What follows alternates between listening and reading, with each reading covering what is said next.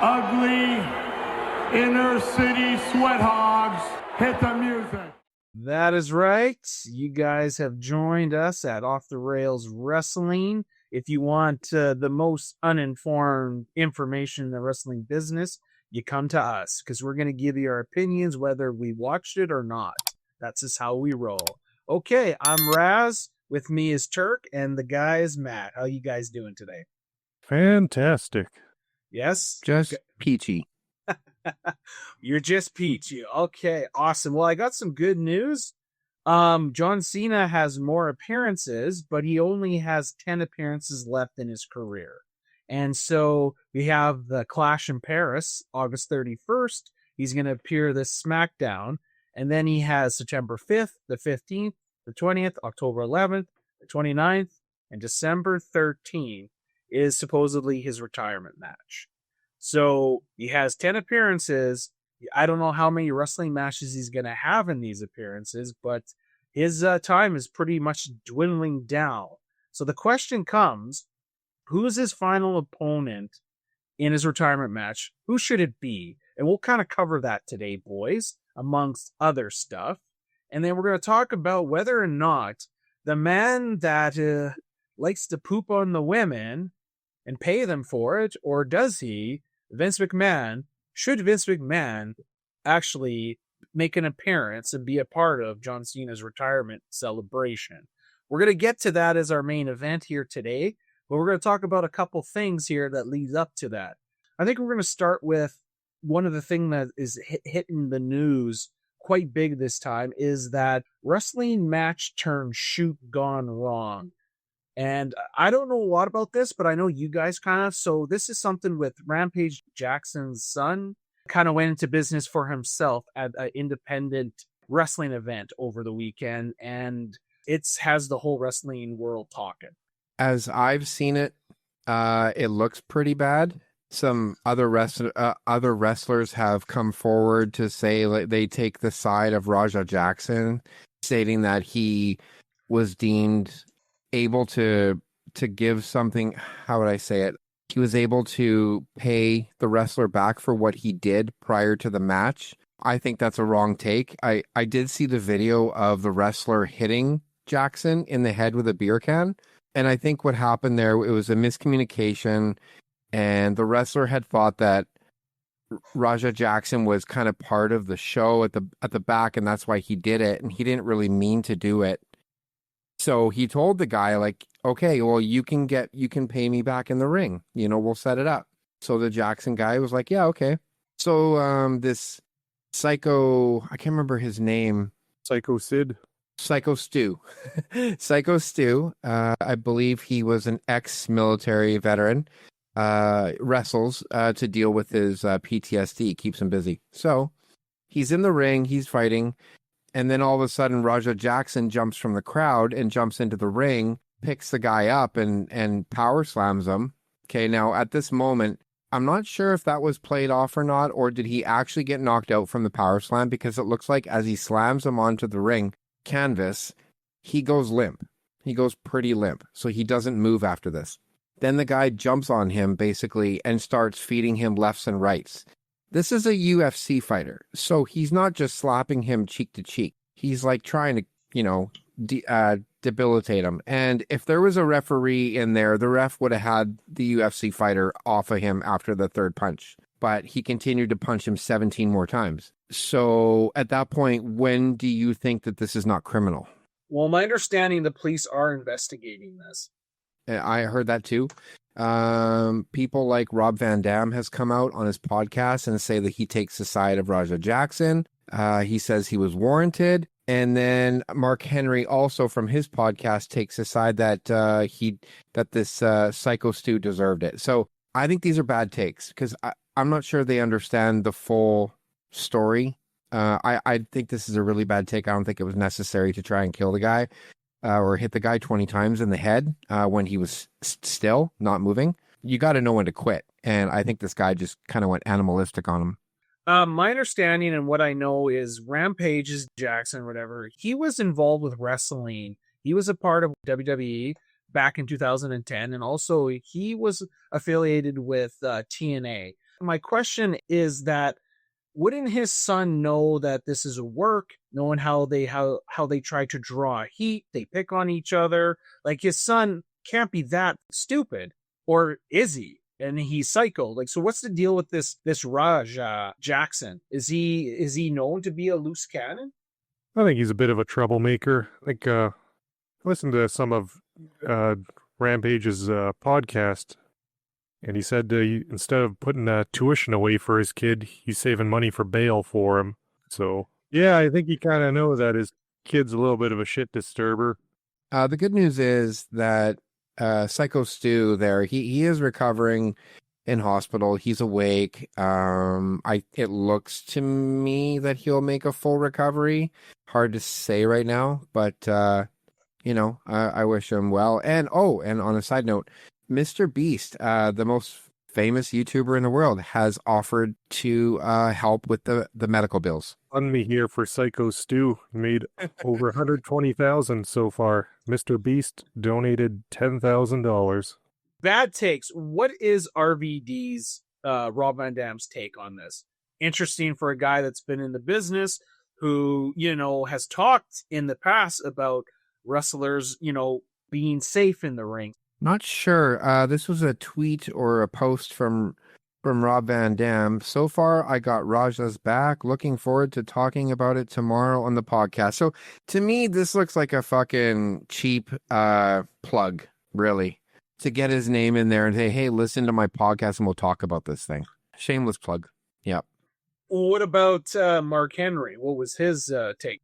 Okay, so I got his statement right here. Mark Henry believes Psycho Stu was at fault in the Raja Jackson incident. He says, I do know what I saw. It looked like he wasn't smart to what was going on, and the dude was messing with him a bit off more than he could chew. He got to be careful with who you're messing with and what kind of example are you. As a veteran, you're inciting a riot with a kid. I mean, he's not 12, but he's still significantly younger. And you want to make sure that everybody knows what you're doing. Well, this guy's an MMA fighter. He's nowhere near a kid. It's not a bad look for pro wrestling. It's a bad look for the company he performed at. And it's a bad look for him. And it's an even worse look for the guy who got beat up, because now we know you can't fight. And back in the old days, if you lost a fight, you lost your job. Maybe those days are over too. In the modern sense, that shouldn't happen. On both sides, have enough respect for the business to say, hey, this dude is acting up. I'm going to give him a pass today. But you need to get him in order, because if I wanted to take his head off, I could. Like Mark Henry is basically saying like what wrestlers have to know how to fight. Like it's a show. Like they're putting on a show. I don't think this Psycho Stu guy was expecting 20 left and rights from Raja. Yeah, that's a bad take. Yeah, it's a bad take. If we think the wrestlers can fight, how did CM Punk's UFC career go? Yeah, case in point. Wrestling back in the day, there was like shoot wrestlers, or they were tough and brooding guys, right? Like, so there was a perception that wrestlers were just tough people because they were protecting the business. So some of them were tough. But the problem is like the history of wrestling, it wasn't involved with MMA, like, because MMA is a different kind of beast onto its own. So even if you're just this tough wrestler or known in the locker room, somebody, when it comes to MMA, a person that has lethal training and fighting, and it can like hurt you in multiple ways, doesn't matter. So in this case, this young guy who's not really, educated in the business, if you're going to hit him in the head, one thing about watching UFC and MMA, those fighters have really fragile egos. Like, it doesn't take much to set those people off. Like, something is said or someone suggests something, they go ballistic kind of with their little egos. Would you agree with that? Yeah, I agree. For some of them, there's some real trained guys like GSP and all that. Then seems like he'll be level-headed, and I don't know. GSP's always been the exception, because like even like Habib, when he went ballistic and jumped into the crowd, with the Connor stuff. And I know the Connor stuff maybe is not the best example. Some are level-headed, but a lot of them are not, and their egos are very fragile. For people that will go in front of millions and potentially get knocked out, boy, like words sure can hurt a lot of them. Now, I'm not saying this is the same thing that can compare to this Raja Jackson, but it's like you figure Rampage and everybody's like, would tell him, I'm going to get heat. I'm going to do this. Maybe tell this young buck that this is how we do business, and not telling them, because you know what I mean? I don't know where the communication breakdown was in this. Yeah, I mean, he's got to have seen professional wrestling before and know that it's not actual real hits. And even a beer Maybe he can hit, doesn't know. like watching it before, the beer can hit that Psycho Stu hit.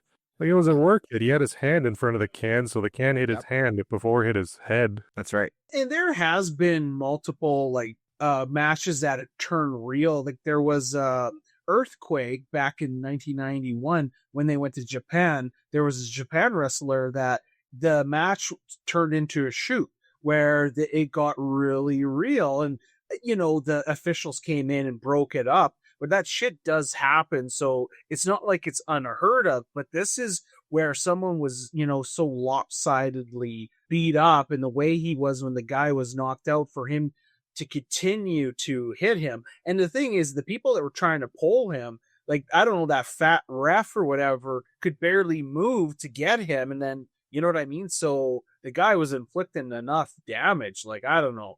Like, I hope he does get, no matter what the justification, when a guy's on the ground like that, knocked out, and him just swinging for the fences like that, you can't defend it. And to make matters worse, it would appear WWE has severed ties with KnockX Pro Wrestling Academy as a part of the fallout of the Raja Jackson incident. Good.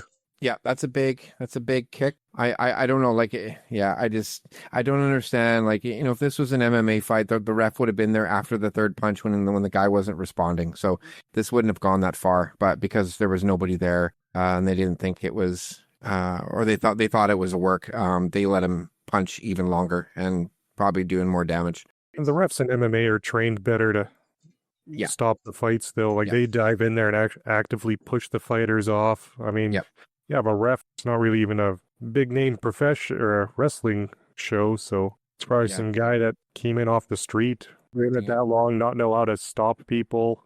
Also, they have a fighting commission, so like if the fighter does do something like that, they will hold their purse. The fighter probably will be less likely to, commit that type of act, because they don't want to lose their money because that affects their training camp and all that. So for them to kind of go wild like that, they might be less hesitant to do that. But in wrestling, it's a different story, eh? So yeah, I don't know, man. It's not a good look, seeing that, because especially if a guy gets brain damage from that, just over what? Disrespected. You're Rampage Jackson's boy. Like, I mean, come on, man. I don't know. That almost says something like kind of about Rampage. Like, maybe, if he's talking about he's working for bail money for his kid or saving. I don't know if he's being tongue-in-cheek with that. That's not a good look either. He's got a good sense of humor there and was probably saying that as a joke, but like an offhand joke. Like, oh man, I probably actually should. Because now we have an incident like this. So now, as a person, you judge reality is your perception. Seeing something like that, you're like, geez, man, Rampage, were you a pretty decent father, or are you a bad influence on your kid if he's like this? But again, it may not even be Rampage's fault. Could be the son trying to beat his dad's legacy and try to prove he's a bigger badass. Like, Rampage was the man back in Pride days, even early UFC days. That's the total opposite of what his dad did. Yeah, well, that's what I'm thinking, right? Like, slamming a guy on his head and then hitting a defenseless guy over 20 times. Something's not right mentally there.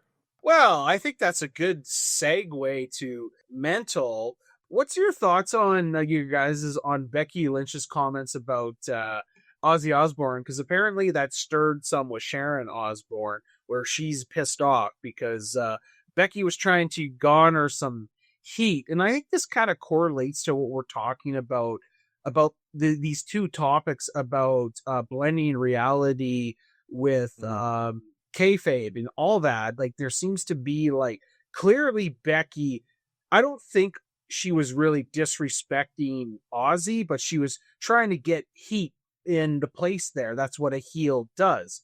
But apparently Sharon Osbourne, which is understandable, she lost her longtime husband and grieving and all that, so maybe from her perspective, but it's kind of crazy. Like, this is stuff that has went on forever, where a heel a wrestler to garner heat will say some pretty despicable things, but in the sensitive world we live in, it garners like this type of media attention. It's just kind of this weird kind of, oversensitivity to stuff.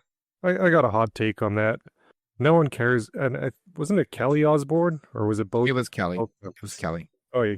I think they're just saying that because no one cares about them. The only person that kept them relevant was Ozzy. He died. Yep. Now they're going to fade to obscurity. No one cares. This is their way of keeping their name in the news. Because she's just playing the heel role. She did the same thing on SmackDown in her own hometown. Yep. Saying how they're unworthy of having a match there. She wasn't dissing Ozzy. She was dissing Birmingham, where he's from. That's all. Yeah, regular heel work. Yeah. She does that in every town. Yeah. Yeah. So she did nothing to disparage the Ozzy name. She just Birmingham, Ozzy was the only good thing to come out of here. I agree with you. She was just getting heat, disparaging the city to rile up the fan. Because here's the thing. As much as Nikki Bella, sure, she's got the nice little gyration and she looks good. She's not good at cutting a promo, and so she's not. Becky's got her promo on Raw. Something about acting like a dog or a bitch or something. I don't remember it word for word. Yeah, something along that line. But problem with Nikki Bella, she's kind of overinflating her trailblazing. She wasn't a trailblazer. The only reason she's actually who she is she's a twin, and she was fucking John Cena, and her sister married and was fucking Daniel Bryan. That's the only, they politician their way to where they are. Trish Stratus was more of a trailblazer. Lita was. I don't know, who did Trish fuck? Nobody. That's not a real trailblazer then. Fair enough. Don't get me wrong, I don't hate Nikki Bella, but she's a better heel than she is a face. That's the problem. That's not her natural kind of character. She plays kind of that full of myself kind of bitch. So her trying to play up to the crowd, she's not really getting too much cheers. It's more so Becky is doing whatever she can to piss off the crowd. And she's did a good job. Yeah, bang on job. Well, she's fucking Seth Rollins, so that also makes her a trailblazer. You know what? They may as well just have her join the Vision. She's dressing pretty much like Seth Rollins. Her walkout, her glasses, her leather. Just have her join the group. I don't know why they're not doing that. They need another member. Put her in there. Why not? Husband and wife. They're only doing it for this tour, though, because have you seen the price of airline? It's crazy to bring your carry-ons and your luggage. You got to share wardrobes. Good point. And they're pretty much the same size. They're both like really thin. They just stuff all their stuff in there. But you know what I mean? Like, she pretty much looks like she's a part of his faction, the way she's dressing. Like, she really does. Like they said on another podcast, she tends to emulate whoever she's involved with in a relationship. And Seth, she dresses like them. So they dress like each other, which is fine. They're a couple. But it seems like just have her in the Vision. Come out with them. Let's kind of move on to the Women's World title picture here. So we just found out at Clash at Paris that the women's title will not be defended. So Stephanie Vicure won't be on the PLE, and they're gonna probably schedule the person who's gonna face her down the road. The bigger thing here is what is going on not highlighting Stephanie Vicure. Like, it feels like they're squandering her push, having her sideline not on TV. They only have her in background segments very briefly for a few seconds. How many weeks has it been since she's actually been in a match? We've been seeing every week Roxanne Perez, Rhea, and even Charlotte and Alexa Bliss, but no Stephanie Vicure, who is kind of like slated for, looks like a push. What is happening here, and why are they pumping the brakes on her? Yeah, I feel like it's a mistake for not featuring Steph. I was thinking it was going to be Roxanne Stephanie at Clash of Paris. Kind of makes sense, but they kind of threw that under the bridge when they had Mommy beat Roxanne. I think if they had Roxanne win, you have the title fight against Stephanie. But now with Mommy winning, I mean, I think it's too soon to have Mommy and Stephanie fight, because if you have Stephanie beat her, you're just having Rhea in there and not winning a single title match. She's in there just losing title matches. Roxanne and Stephanie would have been a good fresh take if either one of them won. I mean, no one really loses value in losing. I think they're struggling to find a dance partner with her, and I think Roxanne is the priority. Okay, but if it's not Roxanne, why not have Io? Why not have Rhea? Are they too big and they want to save those for Stephanie? Then the thing is, if they're struggling to find her a dance partner, then why even put her in the main event picture like that? Yeah, no, that's true. Yeah, I don't know. It all depends on their direction that they want to go with Io and Rhea and the Kabukis, and then what they're doing with Judgment Day. Yeah, I don't know how you kind of unscramble that mess now that Naomi's gone. It's I don't know. I don't know what they're thinking, and I honestly don't know what they're gonna do going forward. Well, the whole Naomi thing, and this is kind of the problem with that. Like, whatever, you're pregnant and go be pregnant and stuff, but it kind of throws a wrench into things because they kind of had things kind of set in place a little bit with Naomi kind of in that picture being that heel champion, and then you had Rhea and Io vying for it, but then you had Stephanie Vicure now up and coming, and they were going to have a match. And so, but since that, it keeps Stephanie on the sideline. And the thing is, okay, what I don't like is that's fine if they don't have set up like a title match.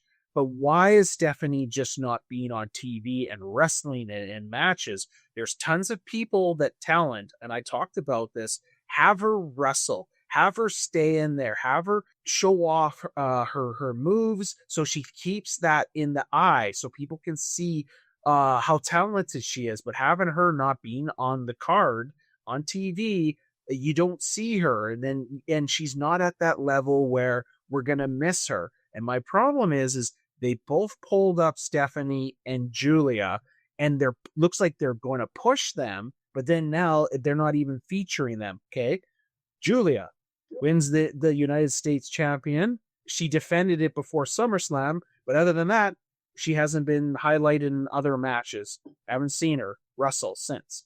Yeah, they kind of squandered the Evolution Battle Royale too. Like, it was such a big deal, and the winner was going to get that championship match at Clash in Paris. And they just kind of squandered that whole event there. Not only squanders the match in Clash of Paris, but that affects their crown jewel, because the crown jewel, it sets up a match both champions to face each other. So the winner out of Stephanie and say Naomi would have faced probably Tiffany Stratton. Any build for that, because they got to crown a new champ soon. And the thing is, do you have a tournament, or do you do like their usual fatal four-way to determine who the contender to fight Stephanie? Because we know Stephanie Vicure is going to get a title match, but it's to find her dance partner. And the question is, who's her dance partner? And you guys are right.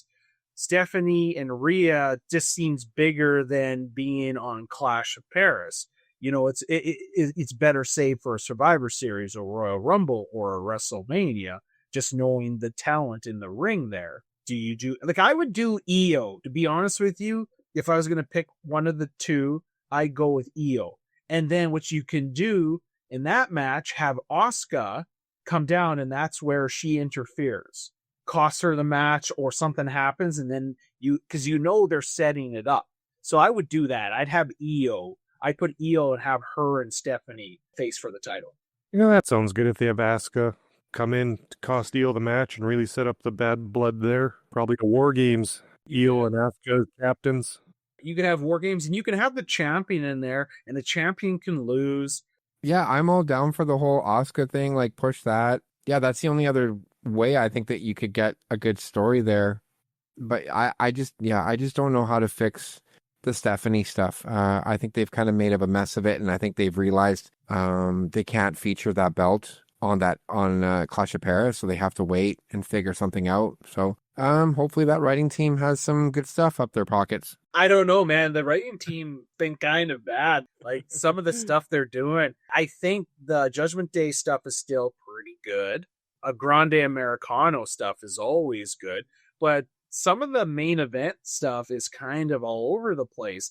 Okay, why is it such a big deal that Io is friendly with Rhea? Like, why?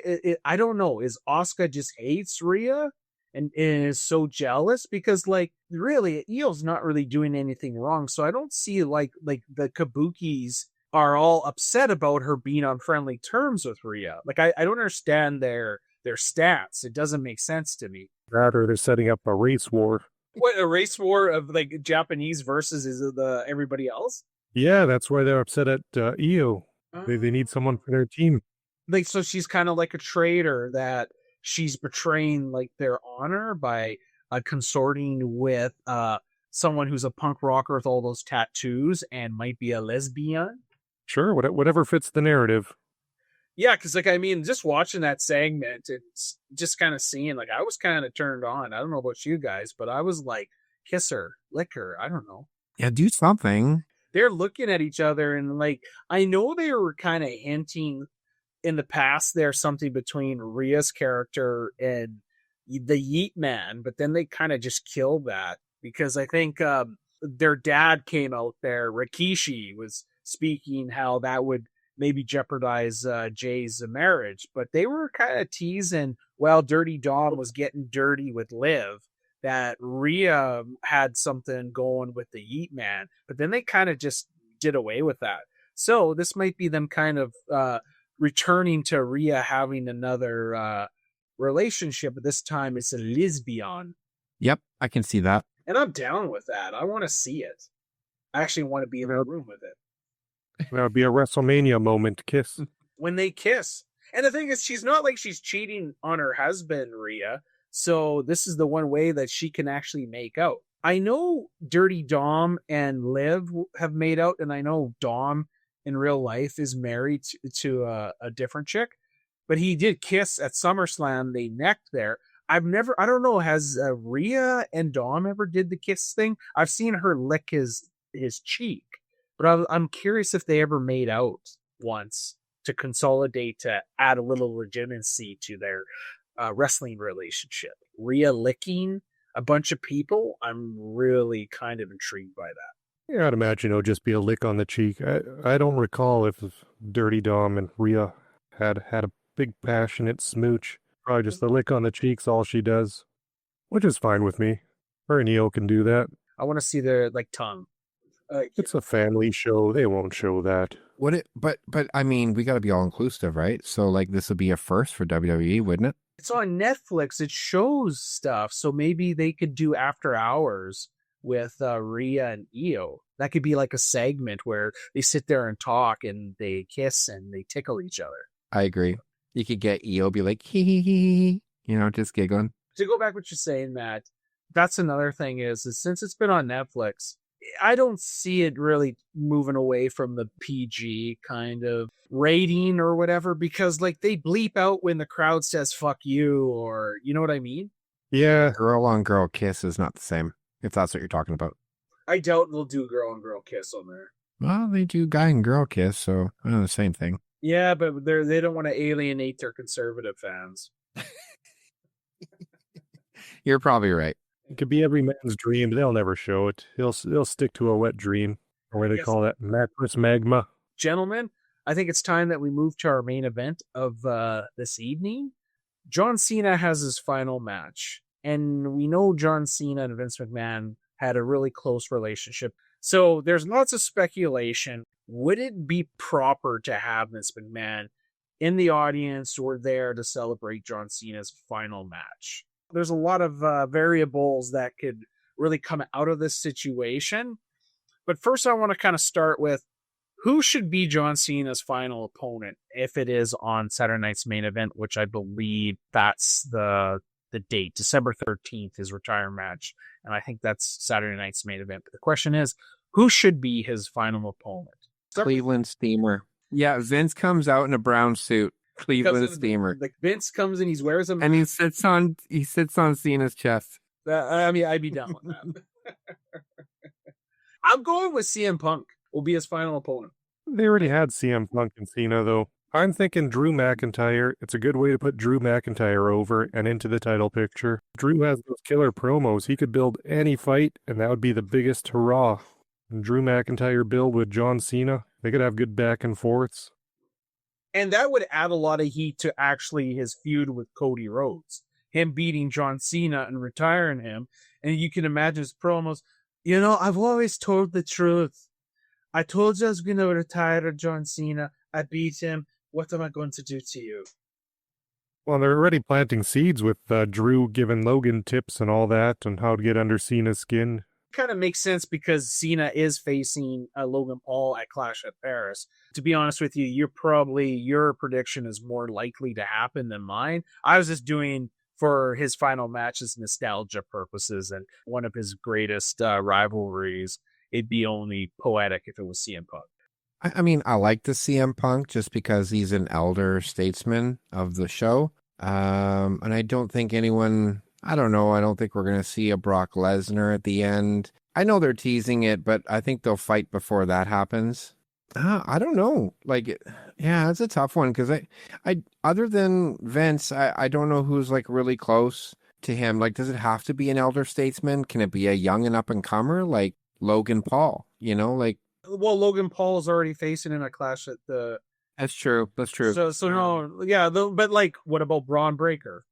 Braun Breaker's an up and comer. Him beating Cena would add. It makes more sense if we're gonna go. I think Drew is a really good choice. So Matt, I think yours is more likely. But if we're saying that for kind of putting the business first, well, his final match he goes up against a Braun Breaker type, who is a future WrestleMania main eventer. The guy, there's lots of steam behind him. So him beating John Cena would add to the pedigree of Braun Breaker. Mm-hmm. Yeah. I mean, it would. I think, it might be like a passing of the torch moment, kind of like what Cena did to Cody Rhodes there after, Cody winning the belt again. It seemed like, here you go, kid. This is yours now for a bit. So, maybe it'll be a passing of the torch to a young and up and comer like Braun. The Drew McIntyre does make sense story wise, especially while Logan. So if John Cena beats Logan, and then John Cena will go against Brock Lesnar, and that's probably maybe more like a one and done, because I think the Brock Lesnar will pedigree into an angle with Braun Breaker eventually. I'm predicting Brock Lesnar's retirement or final match will be at the SummerSlams of 2026 because it's in Minnesota. It'll be interesting who John Cena's final opponents are. I'm curious what he'll play. Will he be in the War Games elimination, where the War Games match at Survivor Series? Will he be in a one-on-one match? I don't know what'll happen to John Cena for Survivor Series, but WrestlePalooza, I think it's safe to say it will be Brock Lesnar. Is that correct? Do you think that's a fair prediction that Brock Lesnar and John Cena will go head-to-head at that WrestlePalooza? Yeah, that's what I'm thinking. For that one, who should go over? Should John Cena go over or lose that one?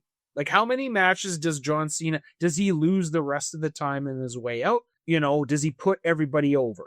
Him putting Logan Paul would help Logan Paul, but then if he lets Logan Paul win, that doesn't add to his build with Brock Lesnar match. So I don't know. They're going to have to be careful what they do with John Cena here.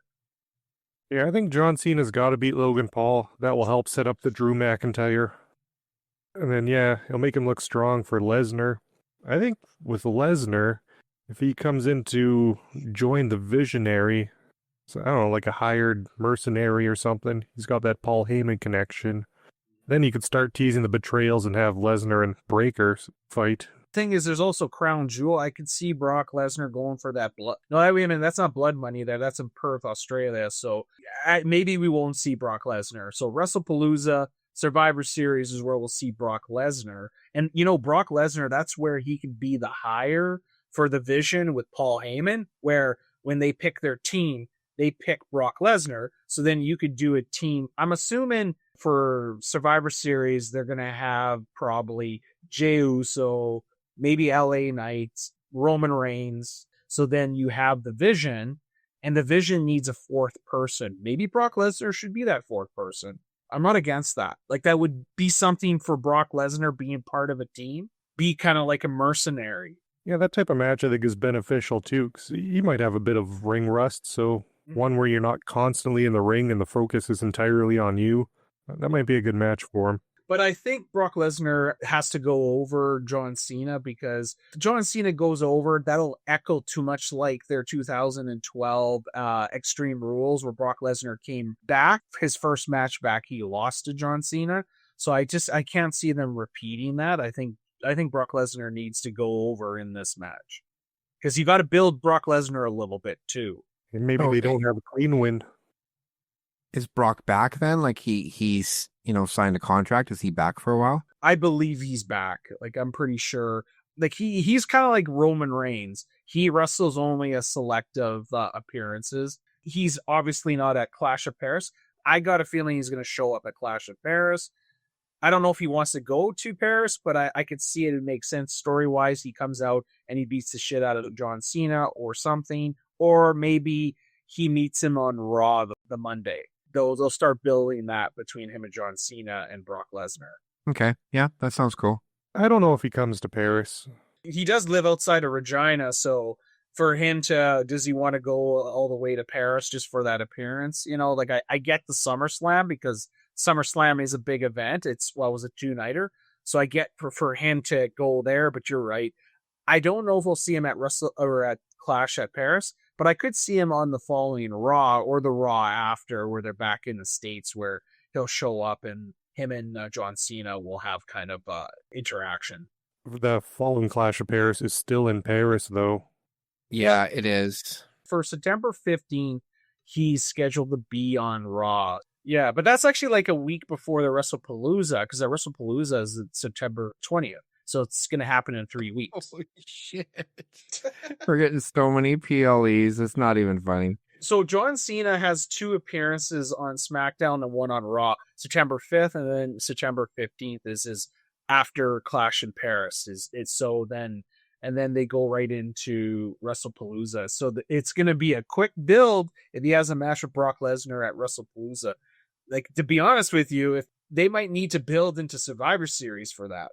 Or a Crown Jewel. Maybe. I don't know if that fight needs much build, though. Like, it's 2 of the biggest names. How much more build do you need?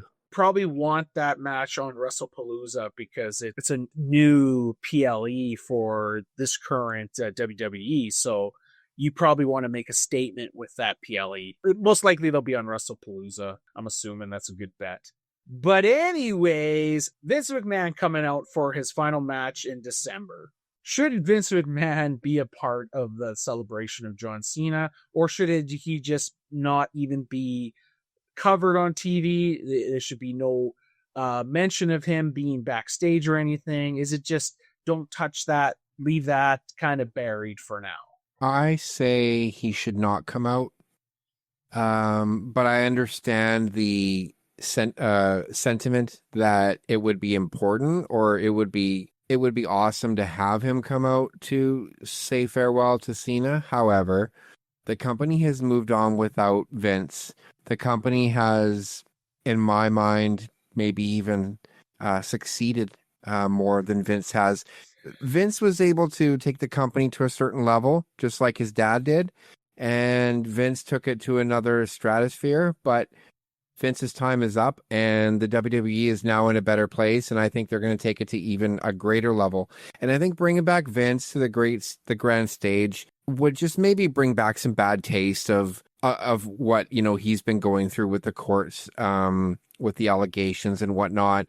When Hulk Hogan came back for that appearance to promote his beer, he didn't exactly get a lot of cheers. He got a lot of boos. I think it'd be just being bad taste to bring Vince back. I say just leave it alone, and he can maybe see Cena backstage. But I say don't bring him out on the show.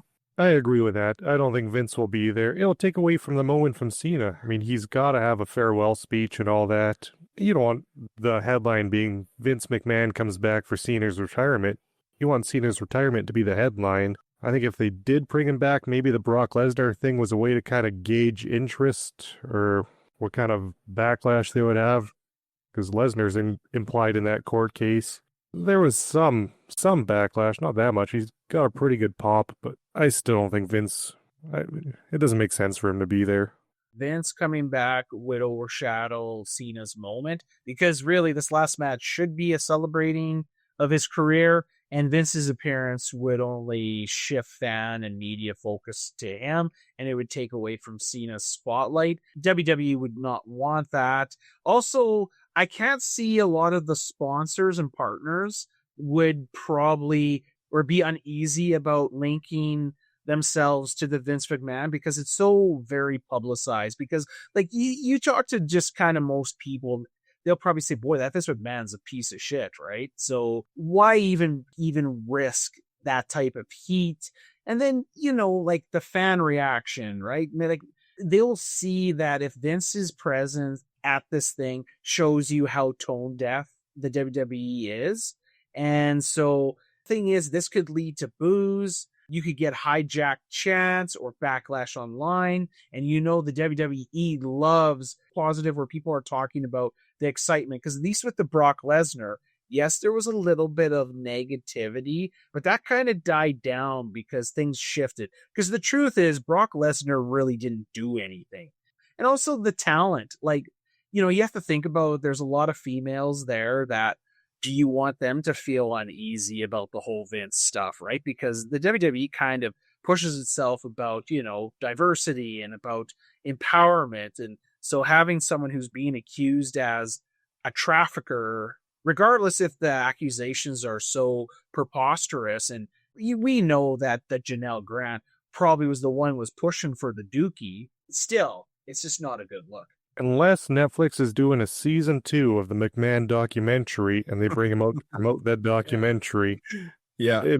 Other than that, it makes no sense to bring him in.